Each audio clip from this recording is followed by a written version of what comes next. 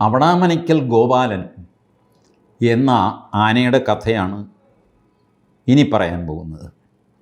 അപ്പോൾ ഓർക്കണം, കൊട്ടാരത്തിൽ ശങ്കുണ്ണിയുടെ ഐതിഹ്യമാല ഓരോ ഭാഗം അത് തുടങ്ങുന്നത് ഒരു ഭഗവതിയുടെ കഥയിൽ, അവസാനിക്കുന്നത് ഒരു ആനക്കഥയിൽ. അതാണ് കൊട്ടാരത്തിൽ ശങ്കുണ്ണിയുടെ ഒരു ഡിസൈൻ. അതെന്തുകൊണ്ട് അങ്ങനെ എന്നുള്ള ചോദ്യത്തിന് ഐതിഹ്യത്തിൽ ചോദ്യമില്ല. കൊട്ടാരത്തിൽ ശങ്കുണ്ണി അങ്ങനെയാണത് ചിട്ടപ്പെടുത്തിയത്. അപ്പോൾ നമ്മളുടെ ഐതിഹ്യമാലയുടെ ഒരു ഭാഗം കൂടെ കഴിയുന്നു എന്ന് അർത്ഥം. അവടാമനയ്ക്കൽ എന്ന് പറഞ്ഞു കഴിഞ്ഞാൽ തൃശ്ശൂർ ദേശമംഗലം ഭാഗത്ത് ഉള്ള ഒരു മനയായിരുന്നു. അതല്ല തലപ്പള്ളി താലൂക്കിലാണ് എന്നൊക്കെ പറഞ്ഞിട്ടൊക്കെ ഉണ്ട്. അതിരിക്കട്ടെ, ഏതായാലും ഒരു നമ്പൂതിരി ഇല്ല അവടാമനയ്ക്കൽ. തൃശ്ശൂർ എവിടെയോ എന്ന് മാത്രം വിചാരിച്ചാൽ മതി. ഇപ്പോഴും അവടാമനയ്ക്കലും ഉണ്ടാവാം, അവടാമനയ്ക്കൽ തന്നെ 3-4 എണ്ണം ഉണ്ടാവാം. ഇങ്ങനെയൊക്കെ സംഭവിക്കാം. ചരിത്രത്തിൽ അങ്ങനെയാണല്ലോ, പലരും മാറി താമസിക്കും, മറ്റു ഒറിജിനൽ വീടിൻ്റെ പേരിടും, ഇതാണ് ഒറിജിനൽ എന്ന് വാദിക്കും, ഇങ്ങനെയൊക്കെ വരാം. ഏതായാലും 3 സ്ഥലങ്ങൾ കൊട്ടാരത്തിൽ ശങ്കുണ്ണി അതിൽ പരാമർശിക്കുന്നുണ്ട്. ഈ 3 സ്ഥലങ്ങൾക്കും അവടാമനയ്ക്കൽ എന്നാണ് പറയുന്നത്. അപ്പോൾ അവടാമനയ്ക്കൽ എന്നുള്ള പേര് നമ്മൾ വെച്ചാൽ മതി. അവടാമനയിൽ നമ്പൂതിരിപ്പാടിന് ഒരു സാമാന്യം സമ്പൽ സമൃദ്ധമായ കുടുംബമാണ്. അപ്പോൾ അദ്ദേഹത്തിന് ഒരു ആനയെ വാങ്ങണം എന്ന ആശ. ആനയില്ല തറവാട്ടിൽ, ഒരു ആനയൊക്കെ വേണ്ടേ, അതുകൊണ്ടൊരു ആനയെ വാങ്ങാൻ തീരുമാനിച്ചു. അപ്പോൾ ആരോ പറഞ്ഞു, പാമ്പുമേക്കാട്ടുമന വളരെ പ്രസിദ്ധമാണല്ലോ, ഇപ്പോഴും എല്ലാവരും പാമ്പിൻ്റെ സർപ്പത്തിൻ്റെ കേന്ദ്രമാണ്. പാമ്പുമേക്കാട്ട് മനയിൽ ഒരു ആനക്കുട്ടിയുണ്ട്. നല്ല ലക്ഷണമുള്ള ആനക്കുട്ടിയാണ്, തീരെ കുട്ടിയാണ്. തിരുമേനിക്ക് വേണമെങ്കിലും ഒന്ന് നോക്കിക്കോ എന്ന് പറഞ്ഞു. തിരുമേനി പറഞ്ഞു, ശരി എന്നാ പോവാ എന്ന് പറഞ്ഞിട്ട് പാമ്പുമേക്കാട്ടേക്ക് പുറപ്പെട്ടു. കൂട്ടത്തിൽ ഒരു കൃഷ്ണൻ നായരെയും കൂട്ടി. കൃഷ്ണൻ നായർ ഒരു ആന വിദഗ്ധനാണ്.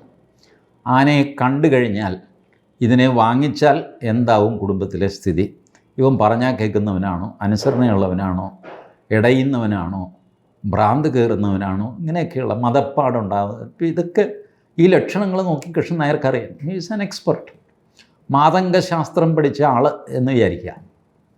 അപ്പോൾ കൃഷ്ണൻ നായരെയും കൂട്ടി പതുക്കെ പാമ്പുമേക്കാട്ട് പോയി. അപ്പോൾ പാമ്പുമേക്കാട്ട് നമ്പൂതിരി പരമസാത്വികനാണ്. അറിഞ്ഞോ അറിയാതെയോ ആരെയും ചതിക്കുക അങ്ങനെയൊന്നും പാടില്ല എന്നുള്ള വിശ്വാസക്കാരാണ് അവർ പാമ്പുമേക്കാട്ട് മനയിൽ ഉള്ളത്. മാത്രമല്ല അവരുടെ അധീനതയിലും ഒപ്പത്തും ഒക്കെ നിൽക്കുന്നത് സർപ്പങ്ങളാണ്. അപ്പോൾ വിശ്വാസവഞ്ചന, തട്ടിപ്പ്, ഇതൊന്നും സർപ്പങ്ങൾ സഹിക്കുന്ന പ്രശ്നമില്ല.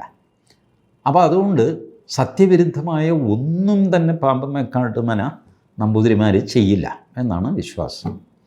അപ്പോൾ ഇദ്ദേഹത്തെ പോയി കണ്ടു. എന്നിട്ട് പറഞ്ഞു, ഇവിടെ ഒരു ആനക്കുട്ടിയുണ്ട് എന്ന് കേട്ടു, അത് കൊടുക്കുമെങ്കിൽ വാങ്ങാമെന്ന് വിചാരിച്ചിട്ടാണ് ഞാൻ വന്നത്. ഒരു വിഷമം തോന്നരുത്, അങ്ങനെ കേട്ടു ഞാൻ പറയുന്നു, അതേ ഉള്ളൂ. ഇനി കൊടുക്കാൻ ഉദ്ദേശമില്ലെങ്കിൽ ഞാൻ വന്ന പോലെ തന്നെ പൊക്കോളാം, മനസ്സിനൊരു പ്രയാസം തോന്നരുത്.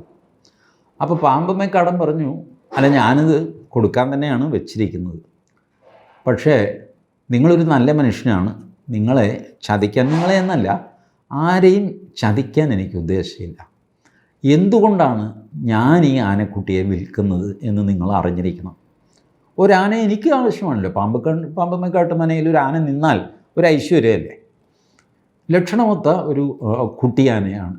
എന്തിന് ഞാനത് വിൽക്കണം, അത് നിങ്ങൾ അറിഞ്ഞിരിക്കണം. ഈ ആനയ്ക്ക് കരിനാക്ക് എന്നൊരു ദോഷമുണ്ട്. കരിനാക്കുള്ള ആന ഐശ്വര്യമല്ല. അപ്പോൾ ആ ആനയെ ഞാൻ നിങ്ങൾക്ക് വിൽക്കുന്നത്, നിങ്ങൾക്ക് നാളെ ദോഷം ഉണ്ടായിക്കഴിഞ്ഞാൽ ഞാൻ നിങ്ങളെ പറ്റിച്ചു എന്നാവും. അതുകൊണ്ട് നിങ്ങൾക്ക് വേണോ വേണ്ടതെന്ന് നിങ്ങൾ തീരുമാനിക്കുക. ആനയെ നോക്കിയിട്ട് തീരുമാനിച്ച് പറഞ്ഞാൽ മതി. അപ്പോൾ കൃഷ്ണൻ നായരും കൂടെ ഉണ്ടല്ലോ. ഇവർ ആനക്കുട്ടിയുടെ അടുത്ത് പോയി. കൃഷ്ണൻ നായർ ആനയെ 4 വശത്തും നോക്കി പരിശോധിച്ചു. അപ്പോൾ ചെറിയ ആനയാണ്, തലയൊക്കെ ഇങ്ങനെ ആട്ടി. കൃഷ്ണൻ നായർ പറഞ്ഞു, തിരുമേനി നമുക്കിതിനെ വാങ്ങാം, ഇതിന് കരിനാക്കുണ്ട്, ഞാൻ കണ്ടു. പക്ഷേ കരിനാക്ക് എന്നുള്ള ദോഷം മറ്റു ഗുണങ്ങളിൽ ലയിച്ചു പോകും. അപ്പം അതിന് പറ്റിയൊരു സംസ്കൃത ശ്ലോകമൊക്കെ ഇവർക്കൊക്കെ ഒന്ന് പറഞ്ഞ് രണ്ടാമത്തേന് സംസ്കൃത ശ്ലോകം പറയില്ല. ആ ശ്ലോകമൊക്കെ കൊട്ടാരത്തിൽ ശങ്കുണ്ണി എഴുതിയിട്ടൊക്കെയുണ്ട്. അപ്പോൾ അങ്ങനെ അതുകൊണ്ട് പല ഗുണങ്ങൾ ഉള്ളപ്പോൾ ഒരു ചെറിയ ദോഷം അതിനകത്തങ്ങ് അലിഞ്ഞേ ഇല്ലാതെ പോകും. തിരുമേനി ഭയപ്പെടേണ്ട, ധൈര്യമായിട്ട് വാങ്ങിച്ചു. അപ്പോൾ തിരുമേനി വാങ്ങാൻ തീരുമാനിച്ചു. പാമ്പമ്മക്കാടനോട് പറഞ്ഞു, ഞാൻ ഈ ആനയെ വാങ്ങാം, കരുനാക്കൊക്കെ അവിടെ ഇരിക്കട്ടെ, എന്ത് വില തരണം? അപ്പോൾ പാമ്പമ്മക്കാടൻ പറഞ്ഞു, ഞാൻ വില പേശുന്നത് ശരിയല്ല. വാസ്തവത്തിൽ ഒരു 5000 രൂപ കിട്ടിയാൽ ഈ ആനക്കുട്ടിയെ കൊടുക്കാം എന്നാണ് ഞാൻ മനസ്സിൽ കണ്ടത്. അതിൻ്റെ ലക്ഷണം കണ്ടാൽ 10000 രൂപ വരെ ചോദിക്കാം. 10000 രൂപ ആക്ഷേപമില്ലാതെ ആരും തരും. പക്ഷേ ഈ കരുനാക്ക് ദോഷമുള്ളത് കൊണ്ട് അത് പുറത്ത് കാണിക്കാതെ 10000 രൂപയ്ക്കോ 5000 രൂപയ്ക്കൊക്കെ ഞാൻ വയ്ക്കുന്നത് ശരിയല്ലല്ലോ. അതുകൊണ്ട് തിരുമേനി ഒരു കാര്യം ചെയ്യാം, എനിക്ക് ഒരു 1000 രൂപ തരിക. 1000 രൂപ മതി. ഡിഫക്റ്റീവായ ആനയാണല്ലോ, എന്തൊക്കെ പറഞ്ഞാലും കരുനാക്കുള്ള ആനയല്ലേ. അവണാമനയ്ക്കൽ തിരുമേനിക്ക് സന്തോഷമായിടാ, 1000 രൂപയ്ക്ക് മനസ്സറിഞ്ഞ് തരുന്നതാണ്. അപ്പം തന്നെ 1000 രൂപ എഴുതി കൊടുത്തു. ആനയും കൊണ്ട് വീട്ടിൽ വന്നു. ഈ ആന അവണാമനയ്ക്കൽ വളർന്നു, ഒരു കുഴപ്പമില്ല. ബാക്കി കൊട്ടാരത്തിൽ ശങ്കുണ്ണി എഴുതുന്ന കഥകളൊക്കെ ഞാൻ ഇതിനു മുമ്പ് പറഞ്ഞ ആനക്കഥകളിലെ മാഹാത്മ്യമുണ്ടല്ലോ, നല്ല അനുസരണ, അച്ചടക്കം, കുട്ടികളോട് പോലും കളിക്കും, എന്നാൽ കുട്ടികൾക്ക് യാതൊരു ദോഷവും വരില്ല, വടക്ക് വശത്ത് ഉച്ചയ്ക്ക് വരും, കൊടുക്കുന്ന ചോറ് തിന്നും, ചിലപ്പോൾ കൂടുതൽ ചോറ് വേണമെന്ന് വാശി പിടിക്കും, എഴുന്നള്ളിക്കുമ്പോൾ മസ്തകം കുറച്ചുകൂടെ ഉയർത്തും, മറ്റാനകളെക്കാൾ കൂടുതൽ തലയുയർത്തി നിൽക്കും, വേറെ ആനയെ കുത്തുകയില്ല. ഇങ്ങനെയുള്ള കാര്യങ്ങളൊക്കെ അവണാമനയ്ക്കൽ ഗോപാലിനെ പറ്റിയും പറഞ്ഞിട്ടുണ്ട്. കൊട്ടാരത്തിൽ ശങ്കുണ്ണിയുടെ സ്ഥിരം പ്രയോഗമുണ്ട്, ഇതുപോലത്തെ ഒരു ആന ഇന്ന് വരെ കേരളത്തിലുണ്ടായിട്ടില്ല, ഇനിയൊട്ടുണ്ടാകുമെന്ന് തോന്നുന്നുമില്ല. ഇത് അവണാമനയ്ക്കൽ ഗോപാലിനെ പറ്റിയും കൊട്ടാരത്തിൽ ശങ്കുണ്ണി എഴുതിയിട്ടുണ്ട്. നേരത്തെ വൈക്കം തിരുനീലകണ്ഠനെ പറ്റി ഇത് തന്നെയാണ് എഴുതിയത്. പക്ഷേ കൊട്ടാരത്തിൽ ശങ്കുണ്ണിക്ക് അതൊന്നും ഓട്ടമൊന്നുമില്ല. ഓരോ ആനയെ പറ്റി എഴുതുമ്പോഴും പുള്ളി പറഞ്ഞു, ഭൂലോകത്ത് ഇന്ന് വരെ ഇങ്ങനെ ഒരു ആനയുണ്ടായിട്ടില്ല, ഇനി ഉണ്ടാവാനും പോകുന്നില്ല. അത് അദ്ദേഹത്തിൻ്റെ ഒരു എന്താ പറയുക, ഒരു സ്പെഷ്യാലിറ്റിയാണ് കൊട്ടാരത്തിൽ ശങ്കുണ്ണിയുടെ. നേരത്തെ എഴുതി, അതുകൊണ്ട് ഇനിയിപ്പം തിരിച്ചെഴുതണ്ടേ അങ്ങനെയൊന്നുമല്ല. ഓരോ ആനയെ കാണുമ്പോൾ നമുക്ക് തോന്നുമല്ലോ, ഇതുപോലൊരു ആനയെ ഇന്നുവരെ ഞാൻ കണ്ടിട്ടില്ല, അത് കൊട്ടാരത്തിൽ ശങ്കുണ്ണിക്ക് തോന്നുന്നു, അത് എഴുതുന്നു. ഇതാണ് ശങ്കുണ്ണിയുടെ സ്റ്റൈൽ. അപ്പോൾ അതൊരു സ്റ്റൈൽ സ്റ്റേറ്റ്മെൻറ്റായിട്ട് നമ്മൾ വെച്ചാൽ മതി. ഇതുവരെ ഇങ്ങനെ ഒരു ആന ഉണ്ടായിട്ടില്ല, ഇനി ഉണ്ടാകുമെന്ന് തോന്നുന്നില്ല. ഇത് അവണാമനയ്ക്കൽ ഗോപാലിനെ പറ്റി എഴുതുന്നു. ഗോപാലിനെയും കൊണ്ട് ഒരു ദിവസം ആനക്കാരനൊന്നും, ഒരു ഒഫീഷ്യൽ ആനക്കാരനൊന്നും ഗോപാലിനില്ല. ഇപ്പം സാധാരണ ഇതിൽ കൂടെ ഓമനിച്ച് വളർത്തുന്ന ആനകളെ അമ്പലത്തിൽ എഴുന്നള്ളിക്കാനൊക്കെ കൊണ്ടുപോകും. അവണാമനയ്ക്കൽ ഗോപാലിനും ഒക്കെ പോകും, ആറാട്ടുപുഴ പൂരത്തിന് പോവുക, അങ്ങനെയൊക്കെ ഉണ്ട്. പല എഴുന്നള്ളത്തിനൊക്കെ പോകും. ശാന്തനായ ആനയാണില്ല. പക്ഷേ നമ്പൂതിരി തടി പിടിപ്പിക്കാൻ നോക്കി ഗോപാലനെ കൊണ്ട്. ഗോപാലൻ തടിയും പിടിക്കും.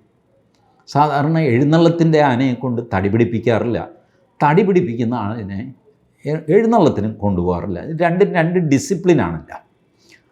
പക്ഷേ ഗോപാലൻ ഇത് രണ്ടും ചെയ്യും. അതിന് കാര്യം എന്താണെന്ന് വെച്ച് കഴിഞ്ഞാൽ, നമ്പൂതിരിയുടെ പറമ്പിൽ ഒരു കിണറ്റും കരയിൽ, ഈ പൊട്ടക്കിണറാണ്, യൂസ് ചെയ്യാതെ കിടക്കുന്ന കിണറാണ്, സൈഡിൽ കെട്ടിയിട്ടൊന്നുമില്ല.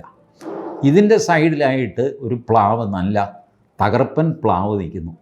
വയസ്സായി പ്ലാവിന്, നല്ല തടിയാണ്. അപ്പോൾ അത് വെട്ടി എങ്ങനെയെങ്കിലും വിൽക്കാം. അന്നത്തെ കാലത്ത് തടിക്ക് എന്താ വില. അപ്പോൾ ആളുകളെയൊക്കെ കൂട്ടി കയറൊക്കെ കെട്ടി, കാരണം ഇത് തടി ഇപ്പുറത്തേക്ക് മറിഞ്ഞാൽ ഈ കിണറ്റിലേക്ക് വീഴും. കിണറ്റിൽ വീഴാതെ ഇക്കരയ്ക്ക് കരയിൽ പറമ്പിൽ വീഴണം.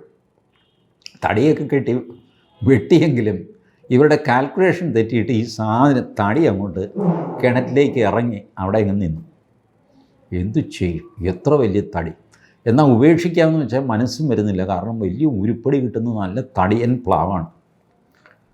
അപ്പോൾ നമ്പൂതിരി ചുമ്മാ ഗോപാലനോട്, അവണാമനയ്ക്കൽ ഗോപാലൻ അവിടെ നിൽപ്പുണ്ട്, ഗോപാലനോട് പറഞ്ഞു, ഗോപാല, നീ ഇവിടെ ഉണ്ടായിട്ടാണ് ആ തടി കിണറ്റിൽ കിടക്കുന്നത്, നിനക്കിത് കാണാൻ പറ്റുന്നില്ലേ, നിനക്കതൊന്ന് കരക്കെടുത്ത് തരാമോ എന്ന് ചോദിച്ചു.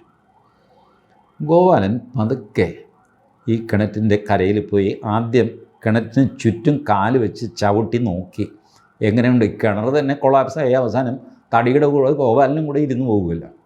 ഇത് പേടിച്ചിട്ട് ഓരോ ഇഞ്ചും ആശാൻ ചവിട്ടി ഉറപ്പിച്ചു, ഇടിയില്ല എന്ന് ഉറപ്പിച്ചു. എന്നിട്ട് മുൻകാലുകൾ കിണറിൻ്റെ വക്കത്ത് വരെ വെച്ചിട്ട് തുമ്പിക്കൈ കൊണ്ട് ഈ തടി അങ്ങോട്ടങ്ങ് പൊക്കി എടുത്തിട്ട് കരക്കിട്ട് ഗോപാലൻ നടന്ന് മുറ്റത്ത് വന്നു കഴിഞ്ഞപ്പോൾ നമ്പൂതിരി ഇതെല്ലാം റെഡിയാക്കി വെച്ചിരിക്കുന്നു. ചോറ്, തേങ്ങാപ്പൂള്, പഴം, അത് ഇത്. അന്ന് വരെ ഗോപാലൻ ഇത്രയും വിഭവസമൃദ്ധമായ ഒരു സദ്യ കഴിച്ചിട്ടില്ല. ഗോപാലൻ അതെല്ലാം കൂടെ അങ്ങോട്ട് അഴിച്ച് റെഡിയാക്കി സന്തോഷമായി. പിറ്റേ ദിവസം ഗോപാലനെയും കൊണ്ട് ഇയാൾ ഒരു പാപ്പാൻ പറമ്പിൽ കൂടെ പോവുകയാണ്, തടിയൊക്കെ പിടിച്ചിട്ട് ക്ഷീണിച്ച് വരിക. അപ്പോൾ പ്ലാവ് അവിടെ ഇവിടെ നിൽപ്പുണ്ട്. അപ്പോൾ ആ പറമ്പിൻ്റെ ഉടമസ്ഥനോട് ചോദിച്ചു, ഒരു ചക്ക ഈ ആനയ്ക്ക് കൊടുക്കുമോ? അയാൾ പറഞ്ഞു, ചക്ക അങ്ങനെ കൊടുക്കുകയൊന്നുമില്ല, ചക്കയ്ക്ക് കാശ് വേണം. ഒരു ചക്കയ്ക്ക് നിങ്ങൾ എന്തോന്നു ഇപ്പോൾ കാശ് ചോദിക്കുന്നത്? ഇത് ആവണാമനയ്ക്കൽ നമ്പൂതിരിയുടെ പറമ്പല്ലേ, ആ നമ്പൂതിരിയുടെ ആണെങ്കിലേ ഞാൻ പാട്ടം കൊടുത്ത് വാങ്ങിയതാ. ആ പാട്ടം കൃത്യമായിട്ട് നമ്പൂരിക്ക് അടയ്ക്കുന്നുണ്ട്. നമ്പൂരിക്ക് ഇപ്പോൾ തൽക്കാലം അവകാശമൊന്നുമില്ല എന്ന് പറയാം. പാട്ടക്കുടിശ്ശിക ഉണ്ടെങ്കിൽ അത് എന്നോട് പറഞ്ഞാൽ മതി. ഇപ്പോൾ ഇതിൽ നിന്ന് അങ്ങനെ ചക്കയൊന്നും കൊടുക്കില്ല. എന്നാൽ പിന്നെ തൻ്റെ പ്ലാവിൽ കുറേ ചക്ക ഉണ്ടാവും എന്ന് പിറുപിറുത്ത് പറഞ്ഞുകൊണ്ട് ഗോപാലനെയും കൊണ്ട് പാപ്പാനങ്ങ് പോയി. രാത്രി അപ്പോൾ ഗോപാലനെ തളയ്ക്കാറൊന്നുമില്ല, ചുമ്മാ പറമ്പിലെങ്ങും വിടുകയാണ്. രാത്രി ഗോപാലൻ എന്ത് ചെയ്തു? നടന്ന് മറ്റേ പറമ്പിൽ പോയിട്ട് ആ പ്ലാവിലെ സകല ചക്കയും അങ്ങ് പറിച്ച് തിന്നു. എന്നിട്ടും കുറേ ബാക്കിയുണ്ട്. അത് കൊണ്ടുപോയിട്ട് പശുവിനും വേറെ ആനയെ അന്വേഷിച്ച് പോയി അതിനും കൊടുത്ത് നേരം വെളുത്ത് കഴിഞ്ഞപ്പോൾ ശുദ്ധശൂന്യമായി. ഒരു പ്ലാവിന് പകരം ഒരു 3-4 പ്ലാവിലെ ചക്ക കംപ്ലീറ്റ് ക്ലീൻ. അപ്പോൾ മറ്റേ ആൾ മനസ്സിലായി, ഇതിപ്പോൾ ആരോട് പോയി കംപ്ലയിൻറ്റ് ചെയ്യാൻ? ആന വന്ന് ചക്ക പറിച്ചു എന്ന് പറഞ്ഞിട്ട് ആനയ്ക്കെതിരെ കേസ് കൊടുക്കാൻ പറ്റുമോ? നമ്പൂതിരിയോടോ നാട്ടുകാരോട് പറഞ്ഞു കഴിഞ്ഞാൽ, പോളോ 4 ചക്ക ആന തിന്നെങ്കിൽ തനിക്ക് എച്ചിത്തരം പറയുന്നു എന്ന് ചോദിക്കും. ഒന്നും മിണ്ടാൻ വയ്യ. അതിന് ശേഷം അവണാമനയ്ക്കൽ ഗോപാലനാണെന്ന് പറഞ്ഞു കഴിഞ്ഞാൽ എല്ലാവരും ചക്ക ചോദിക്കുന്നതിന് മുമ്പേ ഒരെണ്ണം ഫ്രീ ആയിട്ട് കൊടുക്കും. ആ സ്ഥിതി കൊണ്ടുവന്നു ഗോപാലൻ. അങ്ങനെ എല്ലാ ജോലികളും ചെയ്തുകൊണ്ടിരുന്ന ഗോപാലൻ ഒരു ദിവസം ഈ ഗോപാലനെ കുളിപ്പിക്കും. വൈകുന്നേരം ഒരു 4 മണിയാകുമ്പോൾ കുളിപ്പിച്ചിട്ട് കൊണ്ടുവരും വീട്ടിൽ, മനയ്ക്കൽ കൊണ്ടുവരും. നമ്പൂതിരിയോ ആരെങ്കിലും ഗോപാലന് ചോറൊക്കെ കൊടുക്കും. അതൊക്കെ കഴിച്ച് കിഴക്ക് വശത്ത് വന്നു ഗോപാലൻ. അവിടെ ചാരം കൂട്ടിയിട്ടിട്ടുണ്ട്. ആ ചാരം എടുത്ത് സ്വന്തം ശരീരത്തിൽ കുടഞ്ഞു, എന്നിട്ട് ചെരിഞ്ഞു. അങ്ങനെയാണ് അവണാമനയ്ക്കൽ ഗോപാലൻ മരിക്കുന്നത്. ആർക്കും ഒരു ശല്യവുമില്ലാതെ കിഴക്ക് വശത്ത് മുറ്റത്ത് വിശാലമായിട്ട് ശാന്തനായി കിടന്ന് ഗോപാലൻ മരിച്ചുപോയി. ഇതാണ് അവണാമനയ്ക്കൽ ഗോപാലൻ്റെ കഥ. ഇതിലൂടെ ഐതിഹ്യമാലയുടെ ഒരു അധ്യായം കൂടെ നമ്മൾ പറഞ്ഞ് തീർത്തിരിക്കുന്നു. Thank you.